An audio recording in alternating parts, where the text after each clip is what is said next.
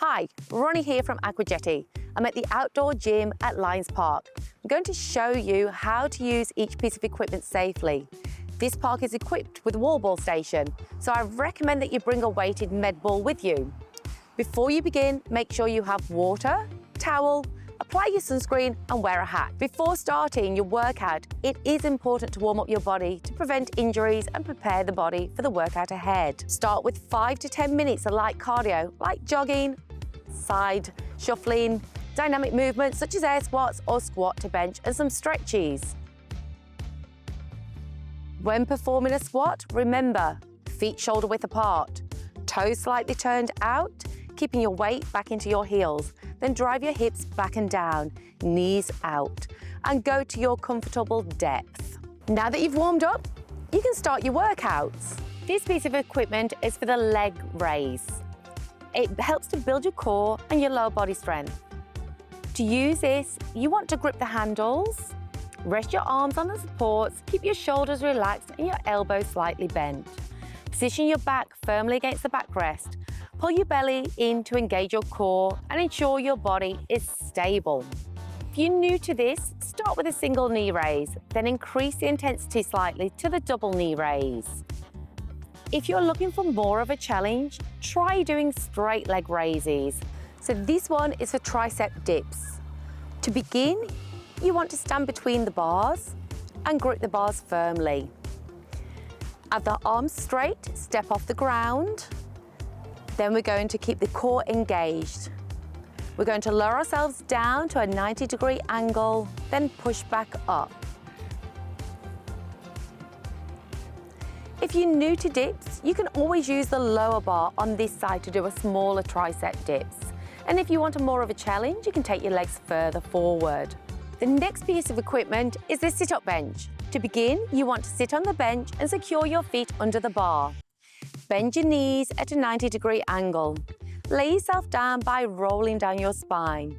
You can either cross your arms over your chest, place your hands on your thighs or fingers to temples, ensuring you don't pull on your neck. Sit up slowly, curling up, keeping your core engaged and your movements controlled. Lower yourself until your back is just above or lightly touches the bench. Keep the tension on your abdominal muscles. If you're looking for more challenges, you can try an oblique crossover or you can do a full range sit-up by touching the bench above your head, then touch your toes as you sit up. This next station is the push-up bar. To start, you want to grip the bar, step your feet back until you are in a plank position. Make sure your hands do not go in front of your shoulders. Keep your spine neutral and brace your abs. Once you're in position, take a deep breath in, slowly lowering your chest towards the bar by bending your elbows, keeping your elbows at around 45 degrees. Don't flare them out too much. Lower yourself until your chest is just above the bar or as far as you feel comfortable. Exhaling as you push yourself back up into the start position by straightening your arms. Ensuring you keep your core tight and your head and body aligned throughout this exercise.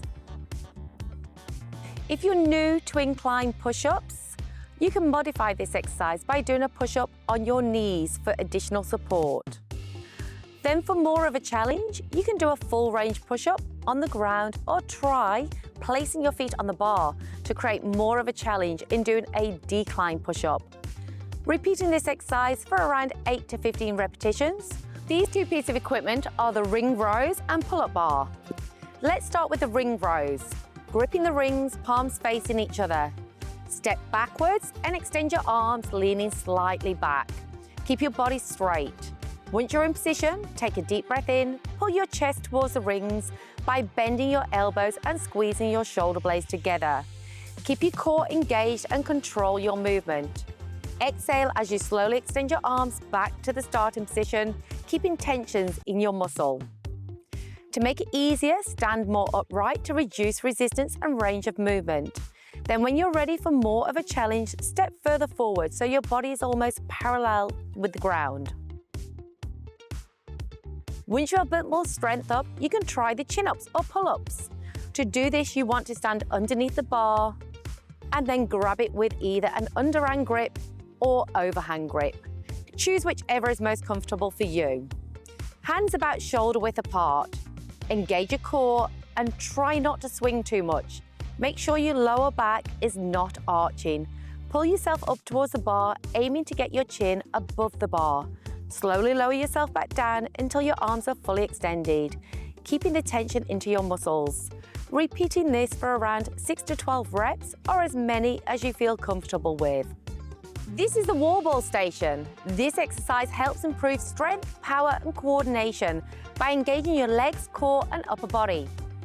So to begin, hold the ball at shoulder height with both hands. Your feet should be shoulder width apart, toes slightly turned outwards. Engage your core and keep your elbows close to your body. Hold the ball and keep your posture upright. Lower yourself into a squat position by bending your knees and sending your hips back and down. Keep your chest lifted and your weight evenly distributed through your heels. As you push back up, use the power from your legs to throw the ball towards the wall, aiming as high as you can. Repeating this straight into the next reps. We're going to repeat this for around 8 to 15 repetitions or around 30 to 45 seconds if you're doing it as part of a workout circuit. You can start with a lighter ball, lower reps, and throwing the ball at a lower height if you're new to this exercise. You can also break the movement down by practicing squats first, then adding the throw when you feel ready. Next up, we have the reverse hypers, which is a great exercise for strengthening through the lower back, glutes, and hamstrings, while improving spinal stability. So to begin, rest your body on the platform. Feet on the foot plates and keep your core engaged and your legs extended behind you. Your back is in a neutral starting position. Now, take a deep breath, breathe in and slowly lower your upper body towards the ground by hinging at your hips. Keep your movements controlled and make sure you're not rounding through your back. Lower yourself until you feel a comfortable stretch in the lower back and hamstrings. Exhale as you engage your glutes and lower back muscles to lift your torso back up to the starting position. Make sure you're not hyperextending through your torso. Repeat this motion for 8 to 15 repetitions or as many as you feel comfortable with. You can also do this exercise while hugging your medicine ball for more of a challenge. This is a shorter variation of the pull-up bars, like the one at the other station. Here, you can either do chin-ups, pull-ups, or use it for a jumping pull-up. The jumping pull-up is great for those who are working towards full pull-ups. Let me show you how to do it. To begin, stand directly under the pull-up bar. This bar is lower than a standard pull-up bar to allow you to use your legs to assist with the movement. Grip the bar with your hands slightly wider than shoulder width apart. Palms facing away from you. Bend your knees, push through your legs and jump slightly as you pull yourself up towards the bar. Use your arms and back muscles to assist the movement. Bring your chin above the bar. Exhale as you control, extending your arms and lowering yourself. Don't drop too quickly.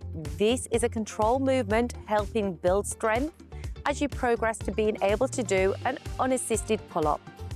Repeat this for 8 to 12 reps or as many as you feel comfortable with.